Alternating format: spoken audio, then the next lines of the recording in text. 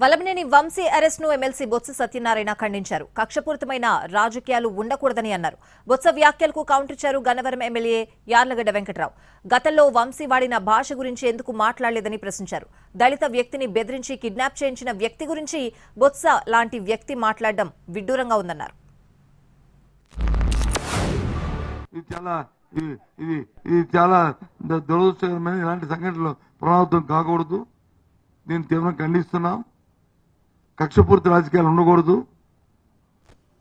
Revenge politics ఉండకూడదు. Realisation politics ఉండాలి. Revenge politics అనేది ఇది మంచిది కాదు ఎవరికైనా సరే. ఒక దళిత కుటుంబానికి చెందిన వాళ్ళని కిడ్నాప్ చేసి వాళ్ళ తల్లిదండ్రులతో కేసు పెడితే దానికి కూడా బొత్స సత్యనారాయణ గారు లాంటి సీనియర్ రాజకీయ నాయకులు రెస్పాండ్ అవుతున్నారంటే మీరు ఆలోచించాలి. ఆ రోజున నీచమైన భాష మాట్లాడినప్పుడు కానీ తిట్టినప్పుడు కానీ మీకోసం మీ పార్టీ కోసం పోటీ చేసిన అభ్యర్థులను తోలనాడినప్పుడు కానీ ఎప్పుడన్నా ఒక్క వైసీపీ నాయకుడు అన్న నోరు మెదిపారని అడుగుతున్నా. అంటే జగన్మోహన్ రెడ్డి గారు నోరు పెదపడం, మీరు మొదలు పెట్టడం ఇలాంటి వైఖరి రాజకీయాలకు మంచిది కాదు.